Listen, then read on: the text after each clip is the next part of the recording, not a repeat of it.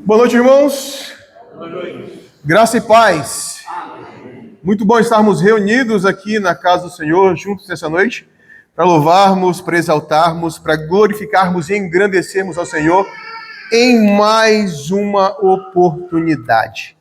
Temos hoje a oportunidade de continuarmos a caminhar dentro da palavra do Senhor, observando aquilo que João, então, descreveu acerca da sua relação com Jesus, acerca daquilo que ele testemunhou ao longo dos anos que ele passou ao lado de Jesus. Estamos vendo ao longo desses meses, não é? É mais de um ano essa relação entre João, os apóstolos, aqueles que estavam mais próximos de Jesus, com o Mestre. Um relacionamento próximo, íntimo. Quando eles puderam, então, viver, caminhar com o Mestre, ter com ele um relacionamento profundo e intenso. Eu estava ali sentado pensando, não é? Acerca daquilo que nós cantamos nessa noite. E aí, para não pedir a ajuda do pessoal, eu busquei a letra hoje. Normalmente eu peço o pessoal citar para mim, né? Para o Isaac citar, para a Yara citar a letra, né, Yara? Mas hoje eu peguei a letra, tá?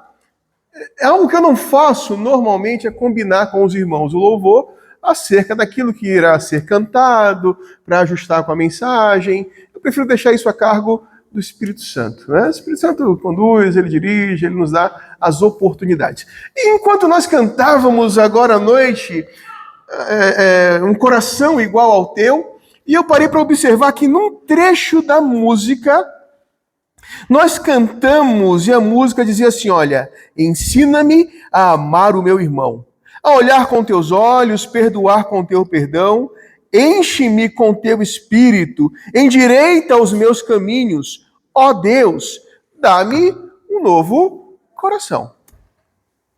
A música traz uma proposta a nós de uma conversão, de termos os nossos corações convertidos àquilo que é a vontade do Senhor, aquilo que é a orientação do Senhor, aquilo que é a proposta do Senhor para todos aqueles que o amam.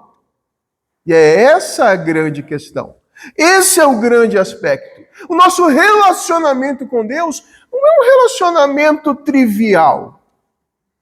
Ah não, sabe, domingo à noite eu vou na igreja, bato cartão e vou embora, deu tudo certo, né? E aí tá tudo legal, tudo bonito, tudo muito lindo.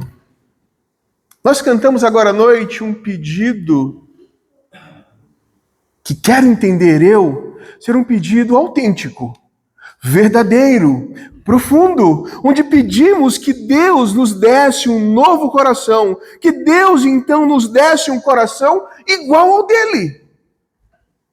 Vocês pensaram na profundidade disso? Eu não sei se vocês avaliaram a profundidade desse pedido. E eu vi todo mundo cantando, tá? O coro estava bonito, né, irmão Kleber? Dá-me um coração igual ao teu, meu mestre. Dá-me um coração igual ao teu. Tem vaga no louvor? Sexta-feira? Sexta-feira não dá. 7 horas? Sexta-feira eu tô assim já. Dá-me um coração igual ao teu. Olha o tamanho da responsabilidade. Olha o pedido que fizemos.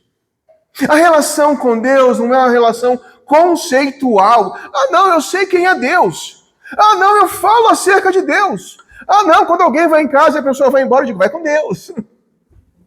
Não, não é isso. Não é conceitual. O pedido para termos um coração igual ao de Deus é que esse coração vai desdobrar em atitudes práticas. Esse coração igual ao de Deus, ele vai me impulsionar a uma vida diferente da que eu vivo. Se eu peço um coração igual ao de Deus, é porque eu estou inconformado com o coração que eu tenho. Se eu peço um coração igual ao de Deus, é porque eu identifiquei que o meu coração não está legal. Ninguém muda de coração quando o coração é bom. Você vai no médico, o médico faz os exames em você, né, Mário? E aí o médico fala assim, não, tá tudo tranquilo. Mas não, mas eu quero trocar meu coração. Por quê? Tá bom.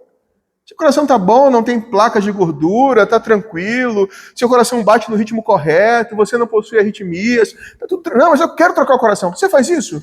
Não. A proposta de pedir um coração igual ao do Senhor parte de um servo inconformado com seu próprio coração. Parte de um servo que identificou que as suas ações, que as suas atitudes estão em inconformidade com a vontade, com o querer do mestre. Porque se assim fosse, você não pediria, você não cantaria, dá-me um coração igual ao teu. Não cantaríamos, nós não cantaríamos. Digo isso pensando no texto que nós vamos ler a partir desse instante. João, capítulo 14, eu quero convidar você para nós lermos. A Giovana vai projetar aqui o texto bem atrás de mim. E se você não trouxe a Bíblia, ou se você está como eu, não é? Com dificuldade para enxergar a letra pequena, igual a irmã Luísa também, né, irmã Luísa? Somos dois. Irmão Kleber também. Oi? Vamos. É pessoal nessa nossa faixa etária tem essas questões, né? Essas características.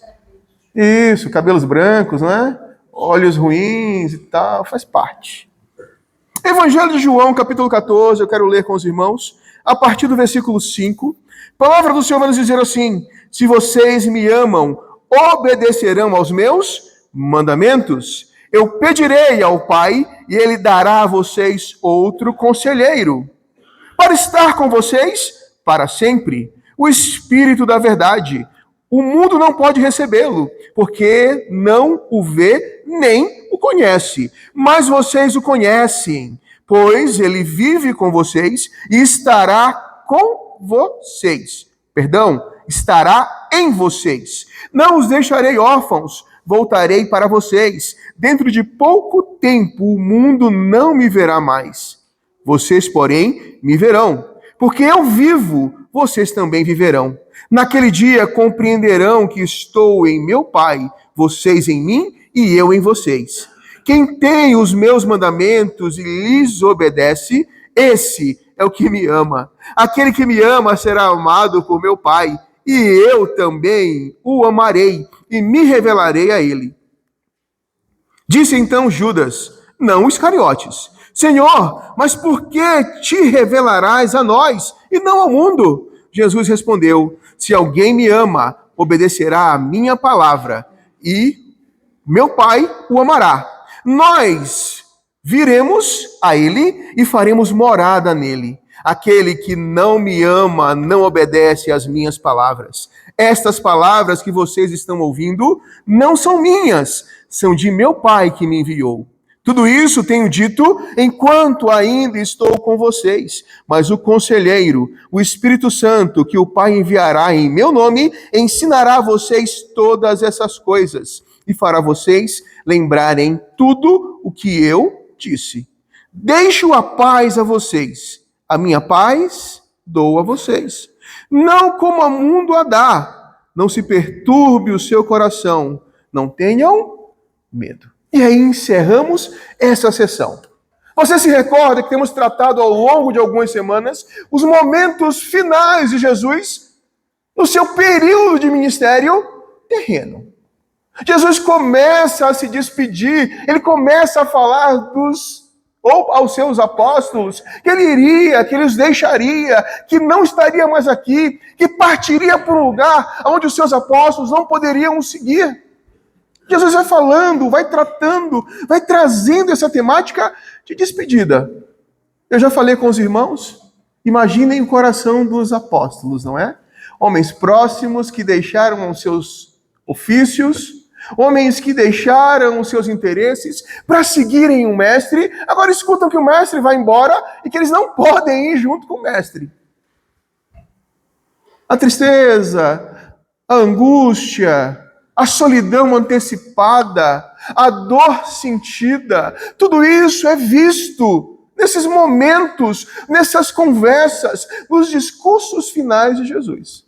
Mas Jesus faz algo que é impressionante, algo que me impressiona. Porque Jesus, ele traz a proposta de não deixar aqueles homens órfãos. Ele fala: eu não vou abandoná-los. Eu não vou deixar vocês à própria sorte.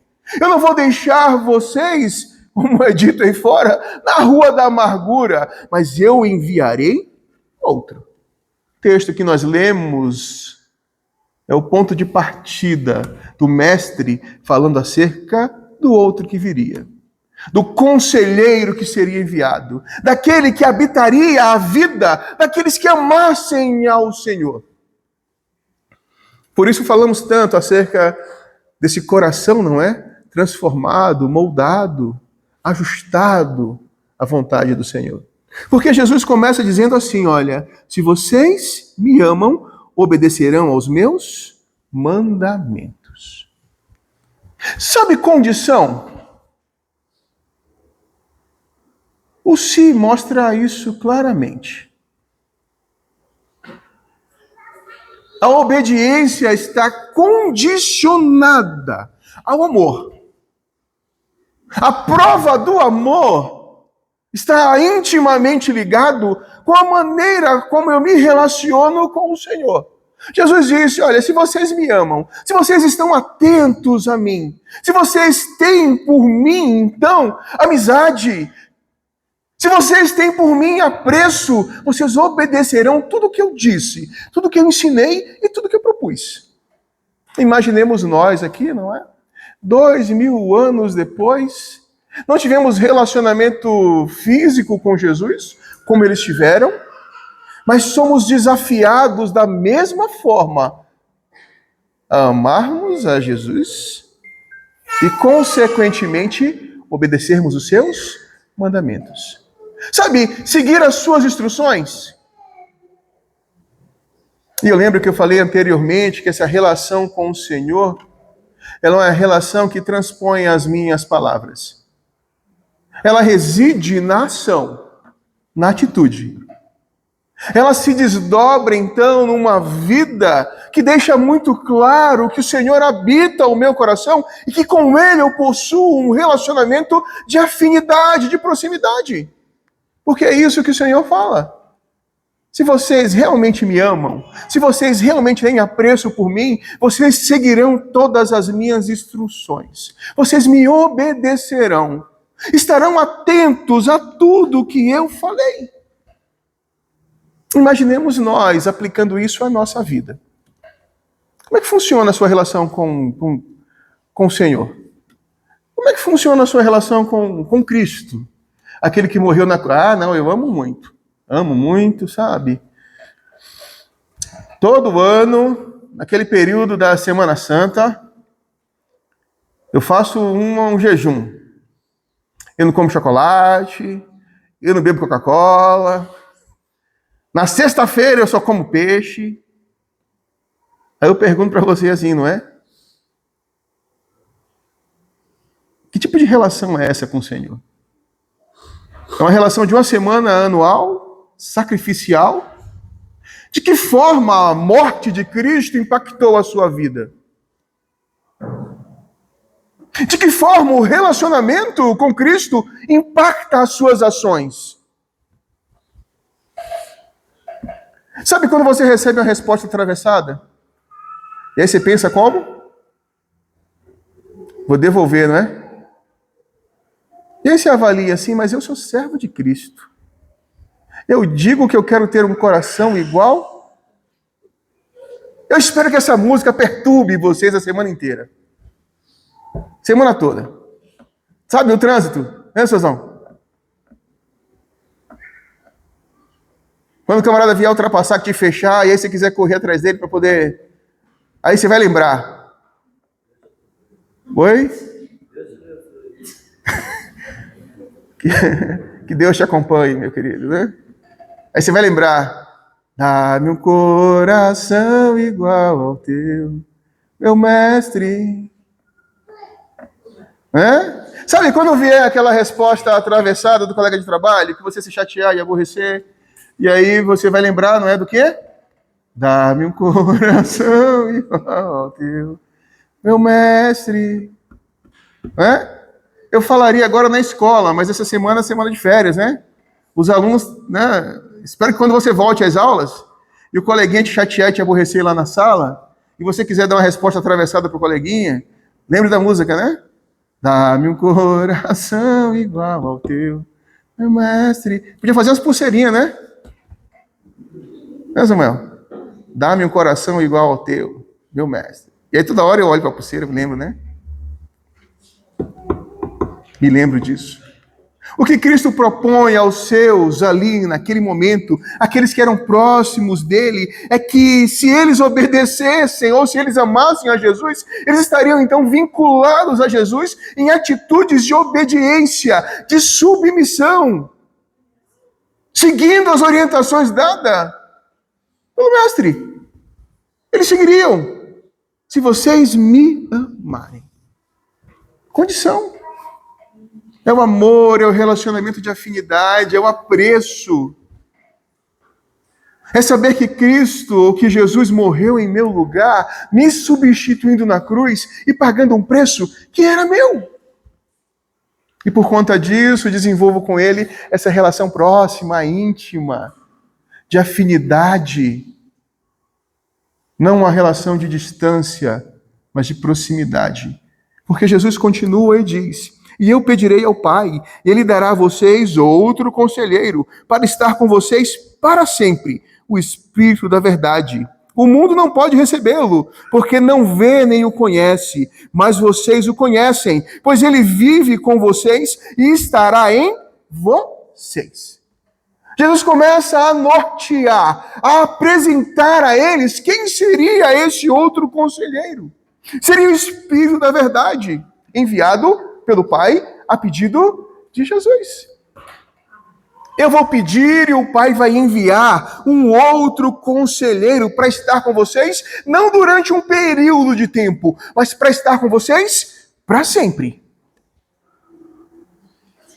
Eu vim cumprir a minha missão, trouxe a mensagem do Pai, apresentei o reino, apresentei o Pai, agora eu volto para o Pai, mas não deixarei vocês órfãos, enviarei outro, o Espírito da verdade, o conselheiro que vai estar com vocês para sempre.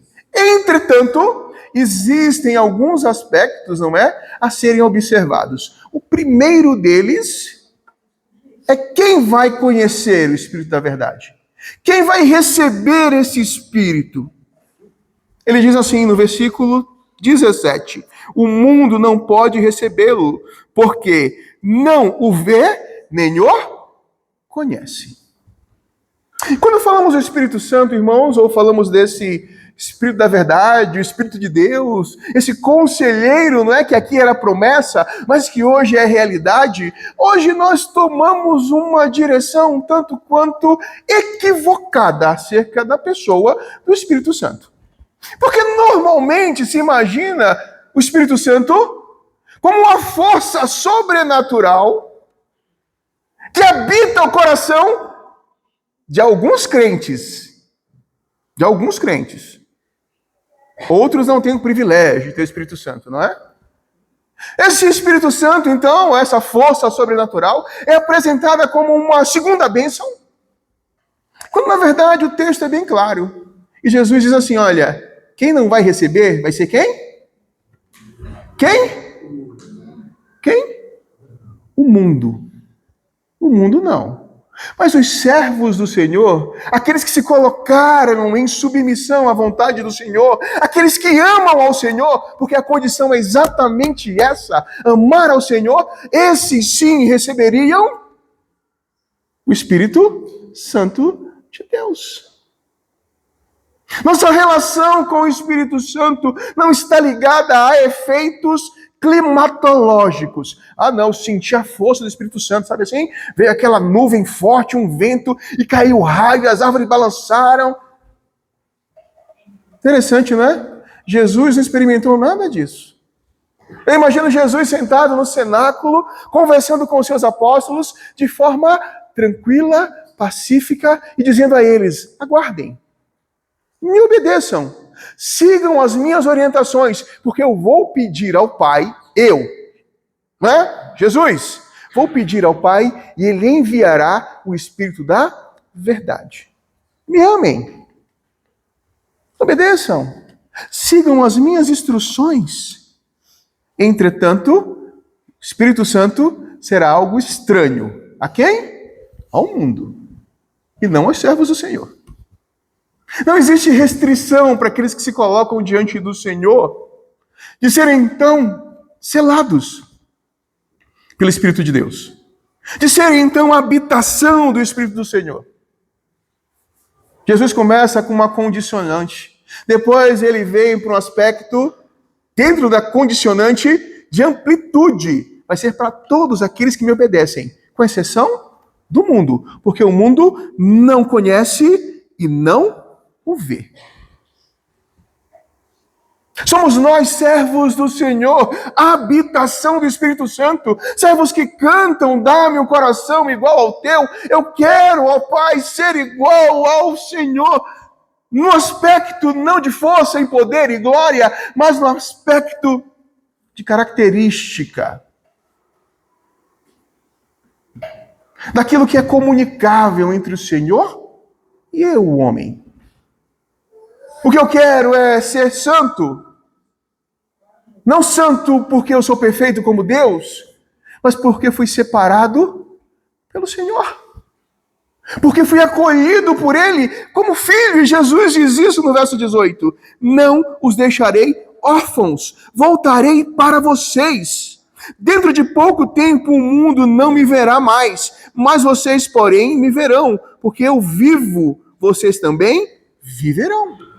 A promessa de Jesus não é de separação, de distanciamento, mas é de permanência contínua ao nosso lado ou no nosso interior, a partir de agora por meio do Espírito Santo.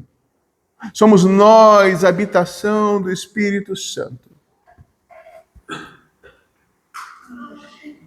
Criou-se a ideia de que a presença do Espírito Santo ela é referendada por aspectos carismáticos. Abra sua Bíblia comigo lá em Gálatas, tá? Vamos ver lá em Gálatas, capítulo 5. Gálatas, capítulo 5. Eu quero convidar você para nós lermos a partir do verso 22, tá? Gálatas, capítulo 5, a partir do versículo 22. A palavra do Senhor vai nos dizer assim, ó. Mas o fruto do Espírito é amor, alegria, paz, paciência, amabilidade, bondade, fidelidade, mansidão e domínio próprio. O que é fruto?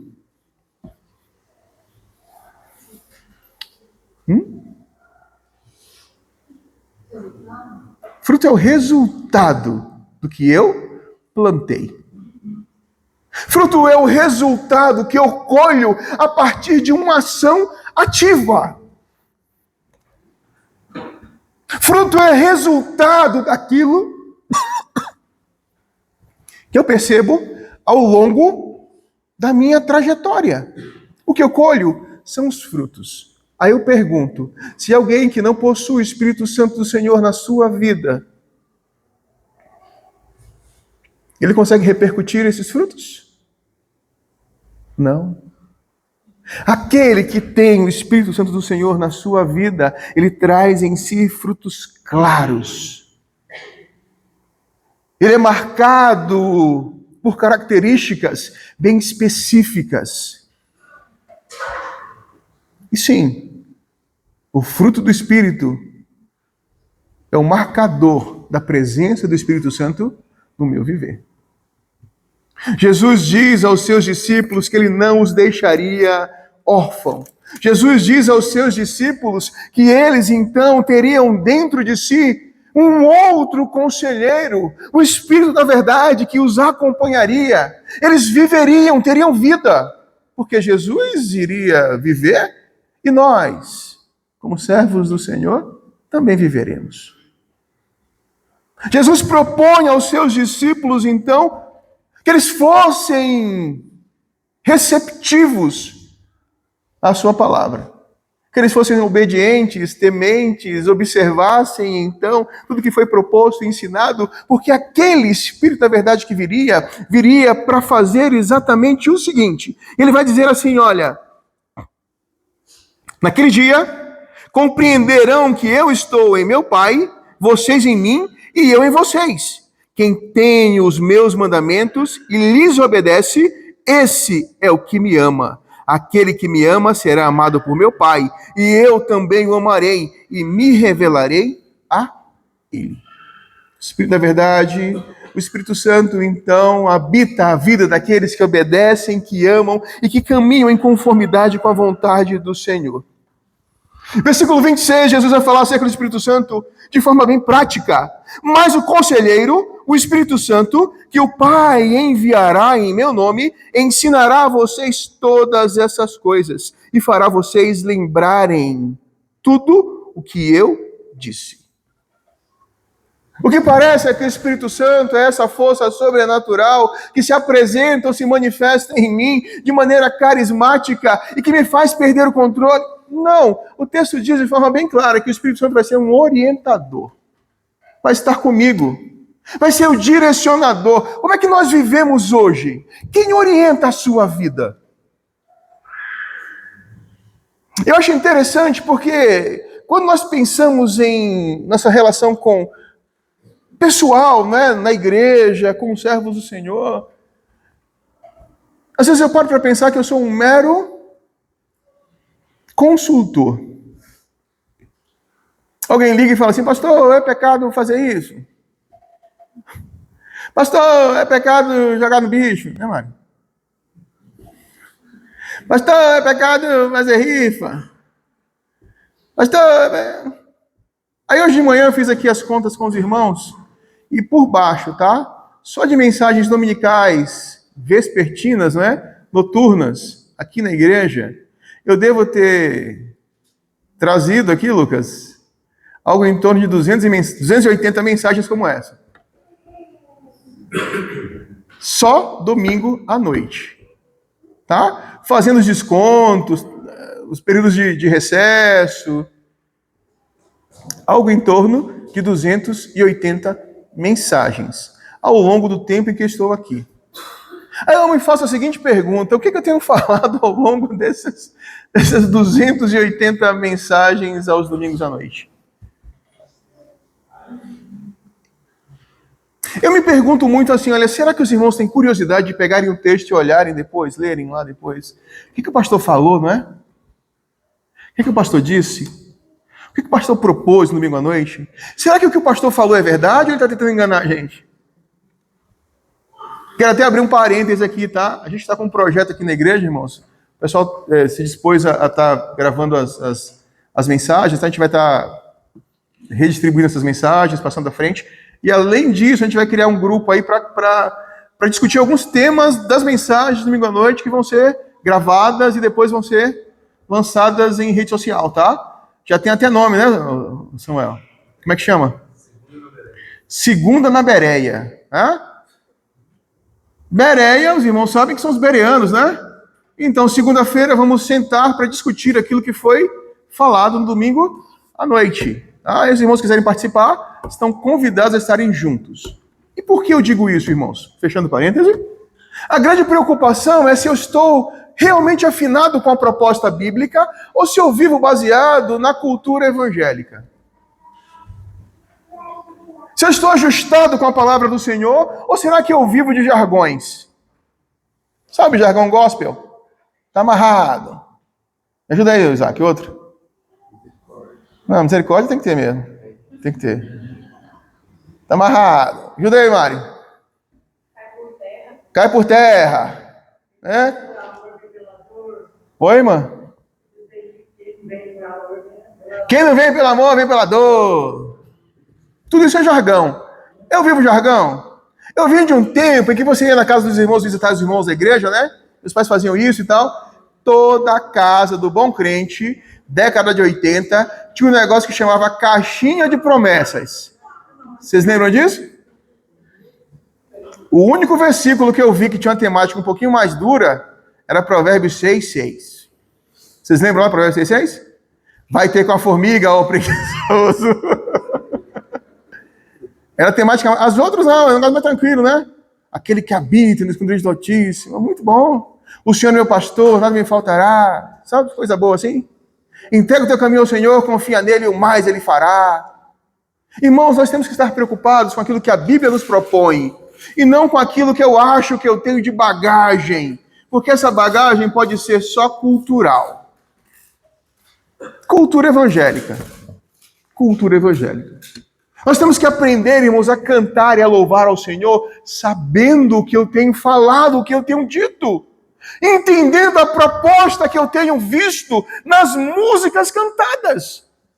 Porque senão, irmãos, não vai passar de mentira. Já ouviu aquele jargão?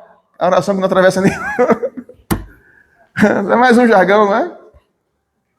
Louvor não vai passar nem o teto aqui, ué. Eu tenho que aprender, eu preciso entender. O que Jesus fala para os discípulos é isso. Se vocês me amarem, vocês obedecerão. O Espírito Santo vai vir, não para criar manifestações carismáticas, mas vem para ensinar a você a viver de forma ordenada, com a mensagem que eu propus. É o que Jesus diz. O Espírito da verdade não vem para tirar você do centro, ele vem para trazer você para o centro. O Espírito da verdade não vem para fazer de você um boneco. Não, mas vem para fazer de você alguém que caminha com passos firmes no caminho da verdade, objetivando o Senhor, caminhando para fazer o Senhor glorificado e exaltado. Ele segue e diz o seguinte, para nós concluirmos essa noite: deixo a paz a vocês, a minha paz dou a vocês. Não como o mundo a dá. Não se perturbe o seu coração. Não tenham medo. Jesus conclui, então, chamando os apóstolos para perto, dizendo assim, olha, agora vamos acalmar? Eu vou deixar para vocês a minha paz. Nós vivemos num tempo em que o mundo propõe a paz. Não propõe a paz? Propõe uma paz. A paz que o mundo propõe hoje está baseada em substâncias químicas. Aí você vai lá no médico, bate um papo com o médico, né? Eu não vou... Samuel. E aí o médico vai lá e fala assim, não, posso te passar um remedinho aqui, você vai tomar um remedinho e vai ficar tranquilo. Fica. Mas Jesus propõe uma paz consciente. Consciente. Jesus propõe uma paz onde o Espírito Santo habita a nossa vida e que, como lemos hoje à noite, não é? Não vão ser os eventos da vida que vão nos separar do amor de Deus. Não é a espada. É a espada? Não. Eu achei interessante, porque falamos aqui, não é? E a irmã Michele ressaltou a espada e tal, e perguntou, quem nos separará do amor de Deus? Aí a Maria falou assim, a espada. Tem medo da espada, Maria? Tenho. É a espada que nos separará do amor de Deus? Não. Vai ser a nudez, a fome, a perseguição? Não, porque a paz que habita a nossa vida, irmãos, não é uma paz infantil, mas é uma paz madura, proposta por Cristo, que vem do Espírito Santo que habita a nossa vida. Não é uma paz que habita o nosso ser por conta das circunstâncias favoráveis. Semana passada cantamos, né, Isaac? Me lembra semana passada que eu não cantei, que eu não anotei aqui, não, Isaac? Deus é Deus. Se Deus fizer, Ele é Deus. Se Deus não fizer, Ele também é. Parou para imaginar isso? O meu relacionamento com Deus, ele transpõe as circunstâncias. Se forem boas, amém. Se forem ruins, amém também. Deus continua sendo. O próprio Davi diz isso no Salmo 23. Ainda que eu ande pelo vale da sombra da morte, não temerei mal, porque tu estás comigo. A tua vara e o teu cajado me consolam. Essa é a grande proposta da vida cristã. É a proposta da paz que Cristo nos dá. Não a paz circunstancial, não é uma paz momentânea, mas é uma paz que habita a nossa vida de maneira permanente. Jesus diz, olha, eu deixo a vocês a minha paz dou a vocês. Mas não dou como o mundo dá. Não é uma paz transitória, passageira e frágil. Como é que funciona a paz no mundo? Ela é frágil.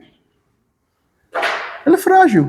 Ela é circunstancial, ela é frágil, Ela é uma paz imatura e não solidificada, mas nós vivemos como servos do Senhor, cheios da paz que o Senhor nos propõe. Uma paz madura, porque está baseada em Deus. Uma paz madura porque brota de nós, que somos habitação do seu Santo Espírito.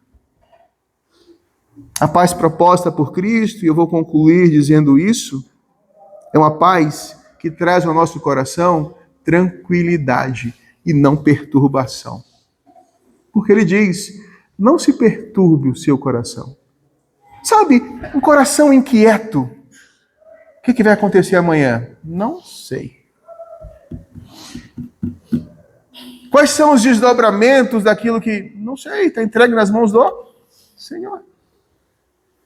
Me foi feita uma pergunta esses dias, não é? Lembrando alguns instantes atrás, ao pastor consultor. Falou, pastor, eu tenho que tomar uma decisão, eu posso orar pela decisão que eu vou tomar? Eu falei, é óbvio. Não vai orar pela decisão? Não, porque agora tem uma temática aí fora que diz assim, olha, eu tomo a decisão e eu digo para Deus, Deus, está aqui a decisão que eu tomei, me abençoe. Eu falei, não, você ora pela decisão. Mas como é que eu vou ter sensibilidade para saber que a decisão que eu tomei foi orientação do Senhor? Eu falei, mas vamos lá, o que você quer fazer? E aí a pessoa colocou algumas situações e eu falei assim, olha, isso aqui já não vem do Senhor.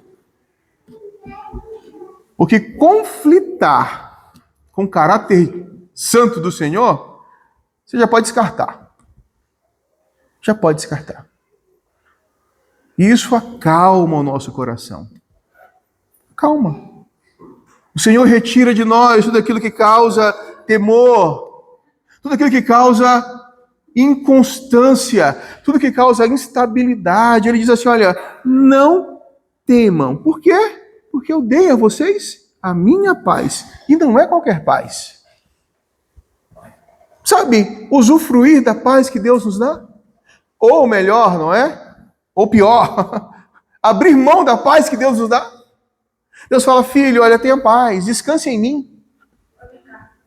Descanse em mim. Descanse em mim. E eu falo, não, eu vou continuar lutando, eu vou continuar sofrendo, eu vou continuar brigando, eu vou continuar...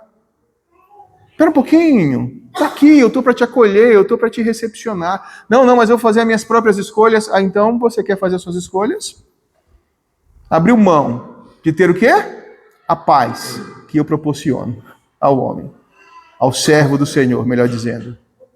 Concluindo, Jesus diz assim na última frase, não tenham medo.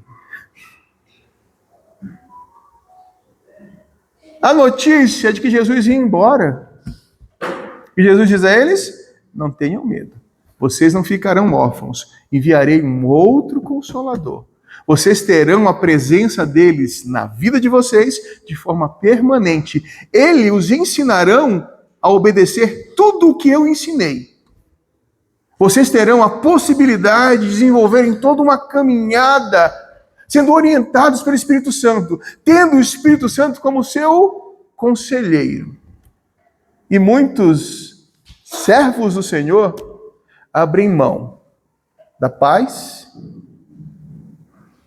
da segurança, da orientação proposta pelo Senhor à nossa vida. Que o Senhor nos abençoe. Que o Senhor nos dirija. Que Ele nos conduza, então, a vivermos de forma